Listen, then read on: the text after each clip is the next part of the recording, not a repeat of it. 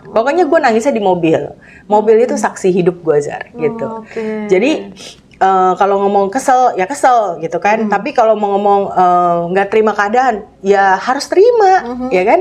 Sakit, ya sakit. Jadi cuma obat jalan, rawat jalan itu kan karena takut kalau ke dokter itu biayanya mahal banget.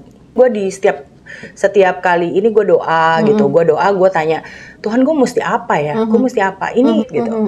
Hadapin di rumah kan gue harus ketemu anak dan gue harus senyum, ya kan. Terus di sekolah juga gue ketemu orang tua murid, ketemu anak-anak, gue harus senyum, ya kan. Nah jadi dengan seperti itu kan, itu karena memang udah keputusan gue, karena gue nggak mau orang lain melihat gue sedih. Oh, jadi biar kesedihan itu gue aja yang tahu. Sendiri. Iya. Tapi aduh sorry nih. Nah jadi yang terjadi adalah ya gue setiap kali kerja gue nangis di mobil, Zar. Beliau ini adalah bisa dibilang single parent yang memang perjuangannya bisa dibilang itu sangat menginspirasi kita, guys.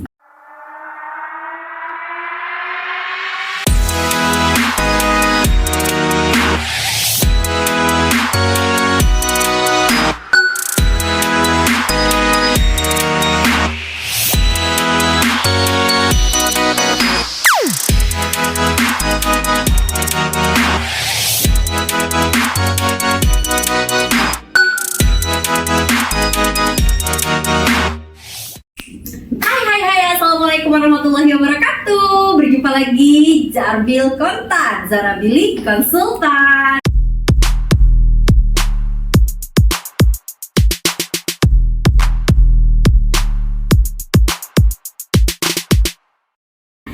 Oke, sekarang ini kita akan mengenalkan salah satu narasumber yang luar biasa hebat ya. Memang narasumber kita di Zarbil Kontan tuh pasti narasumber terpilih yang memang sangat hebat dalam kehidupannya, guys. Oke, beliau ini adalah bisa dibilang single parent yang memang perjuangannya bisa dibilang itu sangat menginspirasi kita, guys. Oke, gak lama-lama sebelum kita kenalkan, jangan lupa untuk subscribe, comment, and like, dan loncengnya jangan lupa dibunyikan ya, guys. Oke. Sambut Mary, Sus Mary ya. Kita jumpa Sus Mary, apa kabar? Baik, Salam sejahtera. thank you. Gue yang thank you banget. Lo bisa hadir di podcast kita. Thank you banget. Sebelumnya kita udah atur waktu dari beberapa hari yang lalu ya. Iya, betul. Ini kebetulan lagi waktunya pas atau memang lo luangin nih untuk kita nih si Zarbil Kontan ini gitu kan? Oh iya, dua-duanya sebenarnya. Luar biasa. Pastinya kan lo sibuk untuk ketemu orang ya, untuk bantu orang ya. Nah, nggak lama-lama sih kita pengen tahu ya guys. Kalau tadi kita bilang beliau adalah seorang single parent ya, pasti kan berhubungan dengan kehidupannya dengan anak pasti, ya kan? Yeah. Nah, gue mau tahu dong Mer, kalau kemarin itu gue lihat kan dari profil lo kan, sebelum gue ketemu lo nih, gue lihat-lihat dulu nih di profil lo tuh apa sih di sosial media tuh lo tuh sebagai sosok ibu yang kalau yang gue lihat luar biasa banget ya, kehidupan lo untuk suami. Sorry banget nih, suami udah lama nggak ada atau gimana sih Mer? Boleh cerita nggak sih Mer? Oh iya, boleh. Ya, suami udah lama nggak ada sejak 2014. Oke, Ya, 2014. Sakit 2014 atau sakit? Sakitnya juga udah cukup lama, tapi ya karena nggak betul-betul diobatin, jadi cuma obat jalan, rawat jalan itu kan karena takut kalau ke dokter itu biayanya mahal banget. Oke. Ya, jadi dengan rawat jalan, minum obat dari kata orang apa, ya jadinya nggak efektif pengobatannya. Suami waktu itu usia berapa Mer? Meninggal di usia 40. 40 masih muda loh. Iya. Ya, terus anak lu udah ada berapa anak? Anak satu. Iya. Waktu itu anak masih seusia berapa tuh? 6 tahun 7 tahun lah 6 kira-kira. tahun 7 tahun. Kalau boleh tahu sebelumnya lu tuh sama suami rumah tangga udah berapa lama? Pokoknya sejak tahun 2006 2006 kalau nggak salah ya, gue lupa meritnya. Terus, nah sejak itu terus meninggalnya di 2014. Oke, Berapa berarti lama tuh? sakitnya tuh udah kalau 2006 ke 2015. 2014. 14 ya, berarti 6, 7, 8, 9, 10, 11, 12, 13, 14, 8 tahun ya? 8 tahun. Itu sakitnya itu udah diketahui sejak lo merit atau memang tuh sakit dadakan atau memang riwayat ada atau gimana sih?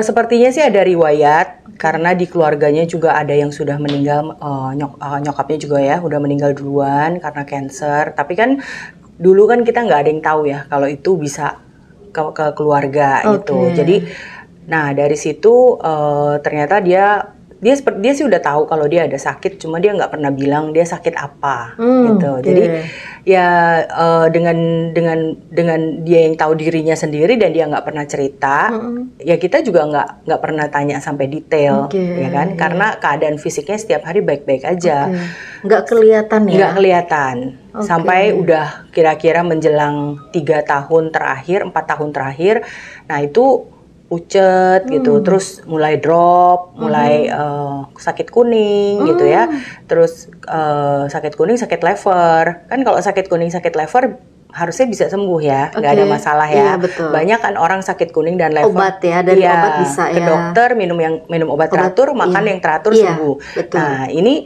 sempat pulih, tapi walaupun nggak pulih 100%, udah dipaksain untuk kerja lagi. Jadi kita nggak tahu nih keadaannya benar-benar pulih 100% atau enggak karena dia udah sibuk kerja lagi. Ya. Emang kesibukan kerjanya dulu suami apa, Mer? Karyawan. Lu sendiri? Karyawan sama guru. Berarti dua-duanya lu kerja ya? Kerja. Terus waktu pas meninggal, posisinya meninggal itu di rumah sakit atau memang saat lu di rumah terus tiba-tiba mendadak meninggal atau gimana?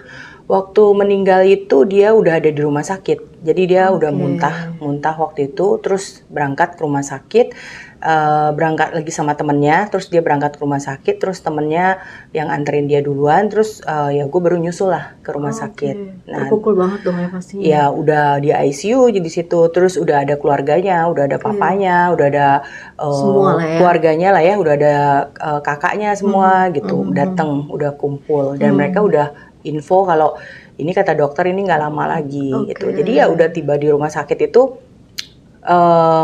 udah nggak bisa ngomong. Ya udah nggak bisa. Anak waktu itu usia berapa? Ya sekitar 6-7 tahun lah ya. Kayaknya 6-7 tahun kayaknya hampir 7 tahun sih karena kan waktu itu bulan Desember 6 tahun. Berarti kan anak udah ngerti. Belum ngerti. Tapi kan ngerti seorang papahnya yang lagi sakit dong. Terus kalau sampai papahnya ternyata udah nggak ada, terpukul banget dong anak. Terpukulnya itu udah sekitar setahunan ya. Oh gitu. Udah lewat nggak sampai setahun. Kayaknya waktu masih baru-baru masih ketawa-ketawa, di rumah duka juga masih ketawa-ketawa. Pokoknya belum paham banget ya. Kelas 1 SD kali ya. Iya, udah mulai kelas 2 SD, kelas 3. Udah mulai nanya udah dong. mulai nanya. Nanya sih udah dikasih tahu. Udah dikasih tahu karena kan dari awal kita udah bawa dia ke rumah duka semua. Tapi dia udah mulai berasa nih kayaknya dia beda gitu. Papa mana sih? Di sekolah biasanya teman-temannya punya papa mungkin yang jemput gitu ya. Enggak sih, gue doang yang jemput sih. Gitu ya. Terus ada nggak sih lo nemuin momen yang dimana kan namanya seorang anak gitu ya ditinggal sama papahnya gitu kan. Terus anak itu akhirnya menyentuh banget hati lo gitu sebagai seorang orang tua ibu yang akhirnya lo jalanin semua kehidupan itu ya lo satu kaki gitu. Ya pasti, Zar. Namanya juga sendiri ya. Kalau yang tadinya biasanya berdua, pasti kan ada yang namanya penghasilan dari suami kan. Pasti. Nah suami kasih gitu kan. Walaupun orangnya nggak ada di lokasi, tapi kan uangnya tetap masuk, ya kan. Jadi kan kita tahu uangnya tetap masuk ya, kebutuhan tetap tercukupi. Pasti. Ya. Tapi kalau orangnya nggak ada dan uangnya juga nggak ada, artinya orang yang meninggal, uangnya juga meninggal. Pasti. Penghasilannya juga meninggal gitu kan.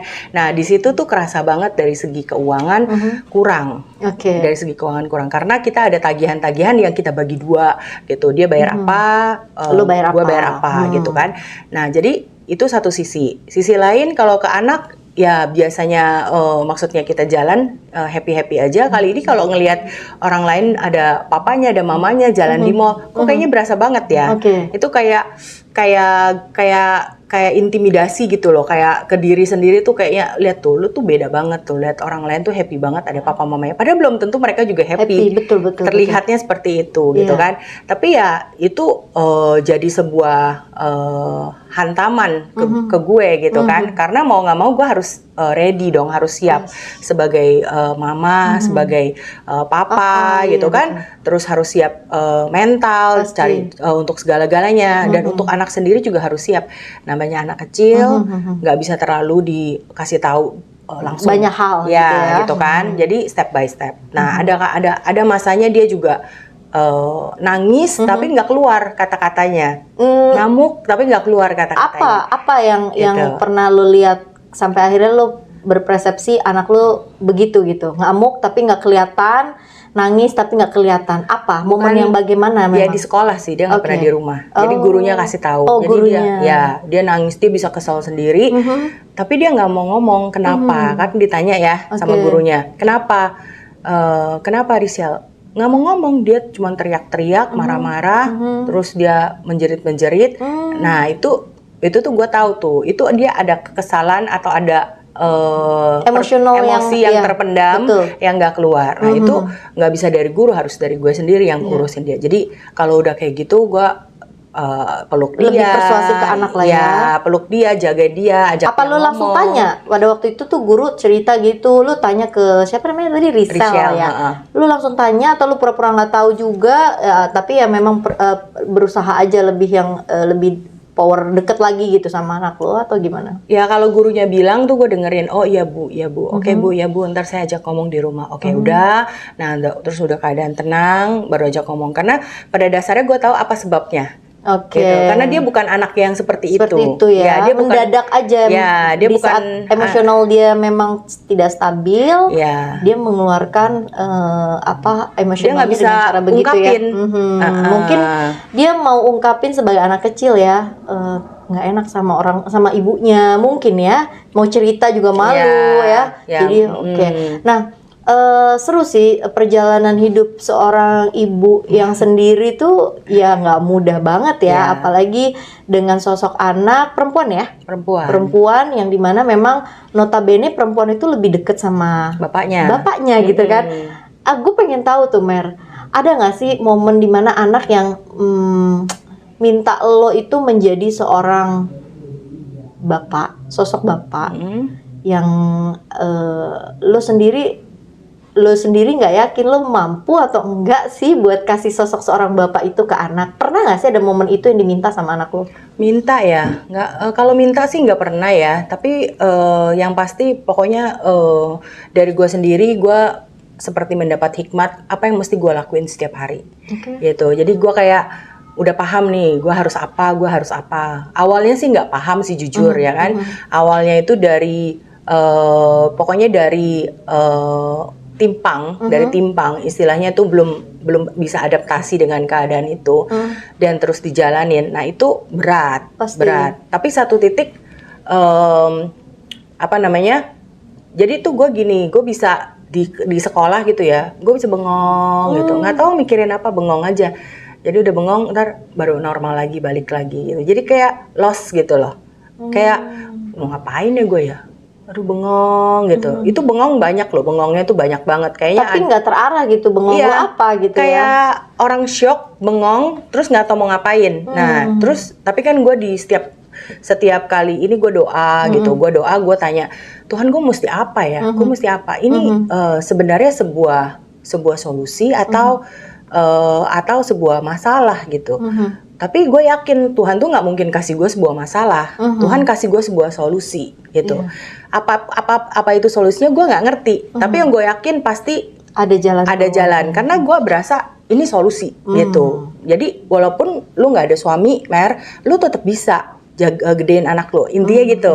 Ada yakinin itu lah ya. Gue yakinin itu, dan itu ada solusinya. Jadi gue nggak meratap sampai kayak 3 bulan, 5 bulan, 6 bulan, enggak. Gue nggak meratap sampai kayak gitu. Lo tetap jalanin hidup lo. Gue tetap jalanin hidup gue, karena gue melihat gue ada solusi gitu. Dan gue merasakan ya dengan iman gue merasakan gue pasti ada solusi dan gue tinggal kerjain aja solusi ini. Walaupun gue nggak tahu solusinya apa gitu. Ya. Tapi lo yakin bahwa Ya. Tuhan ada di di hati lo ya. Ya, pokoknya jalan nih kayak nyetir nih ya, nyetir gelap kanan kiri sawah, kan lampu kita paling jauh paling 1 meter.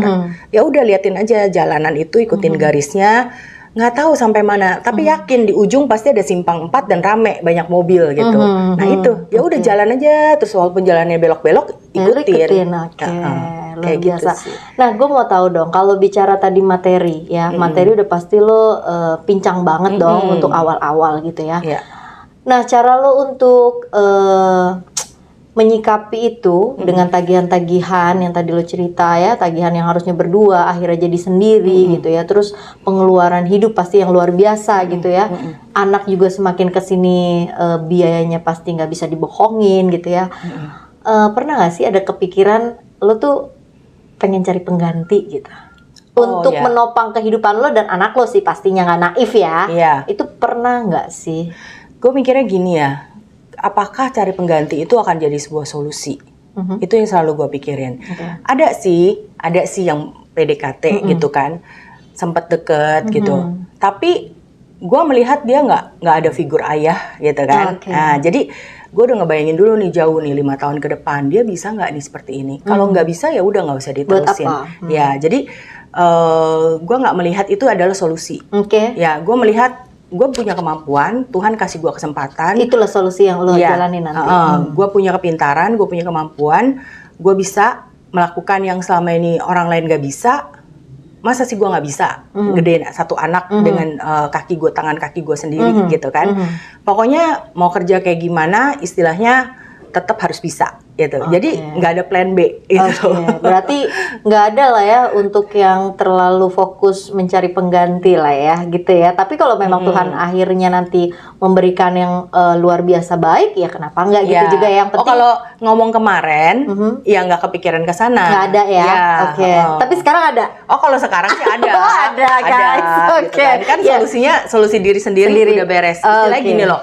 Gue nggak mau kalau gue ketemu orang gue jadi beban buat dia. Dan dia juga begitu ke gue, gitu ya. Jadi kita equal, gitu loh. Jadi bukannya kita perempuan di bawah atau laki-laki di bawah, itu enggak. Jadi kita equal.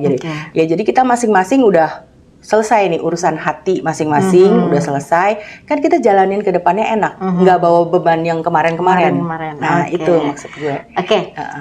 Kalau itu kan bicaranya yang sekarang ya kan. Kalau gue lebih pengen ngorek bicara yang dulu, Mary. Karena kan nggak semua orang sanggup ya untuk menjalani kehidupan sendirian gitu kan. Apalagi dengan sosok anak perempuan gitu kan. Sekarang kalau boleh ditanya, berarti udah berapa tahun suami nggak ada? 2014 sampai 2003, 2023, 10 tahun ya, hampir 10 tahun lah ya. 10 tahun. Iya. Berarti anak juga semakin dewasa dong pastinya kan. Di sini gue mau tanya dong, ada nggak sih lo ngerasain yang dimana kan nggak bisa dibohongin ya, 10 tahun berjalan, kita manusia biasa gitu kan. Terus kalau sampai beban yang sangat luar biasa berat di saat momen itu gitu ya, kita teriak yang memang, aduh Tuhan, kok begini banget sih hidupku gitu kan, hidup gue gitu ya. Nah itu boleh dong cerita gitu ya, sampai benar-benar menyentuh tuh, pernah nggak sih? Ada. Boleh ya dong. Jadi saat-saat masih awal-awal gitu kan, ya jadi gue jujur aja sih gue nggak berani ngomong ke siapa-siapa kalau suami gue meninggal, karena gue nggak sanggup. Ya kalau ada orang ketemu tanyain kenapa meninggal, kenapa, dan gue harus menjawab hal itu berulang-ulang, itu gue nggak sanggup. Jadi gue nggak umumin ke siapa-siapa meninggalnya. Udah kita rumah duka aja biasa, teman-teman gue juga nggak ada yang tahu. Pokoknya intinya gue jadikan itu urusan pribadi gue aja gitu. Jadi udah, terus kan orang nggak ada yang tahu kan, jadi orang melihat gue normal-normal aja. Bahkan kepala sekolah di tempat gue kerja pun nggak tahu. Iya, jadi teman-teman kerja gue sampai asisten guru pun juga nggak ada yang tahu. Mereka taunya cuman ya udah Miss Mary nggak masuk kerja waktu itu berapa hari udah gitu.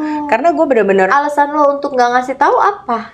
Ya nggak mau merepotkan mereka. Gue nggak mau menggembor-gemborkan kalau lo sedang sedih gitu ya. Gue nggak suka menunjukkan kesedihan gue, nggak suka gitu. Kalau memang mendingan gue ya udah gue simpan sendiri, dan gue yakin itu dengan berjalannya waktu itu gue bisa lewatin kok. Oke. Ya tapi gue putuskan one day gue akan ceritain ke mereka gitu, one by one mungkin. Tapi gue nggak siap kalau mereka datang ke rumah duka terus satu persatu gitu kan ngasih peluk gue gini segala macam terus Malah nggak sanggup ya lo malah ya? gue nggak sanggup ya, ya. gue nggak sanggup gitu karena keadaan itu satu sisi ya itu berat di depan, berat segala sisi berat gitu. Jadi gue mau menghadapi orang dengan senyuman pun nggak bisa. Nggak bisa ya, Iya. berpura-pura senyum hati lo tetap sakit Iya, gitu nggak ya. bisa. Jadi gue putuskan udahlah gue nggak usah kontak siapa-siapa, udah biarin aja acara secepatnya udah selesai, udah gitu.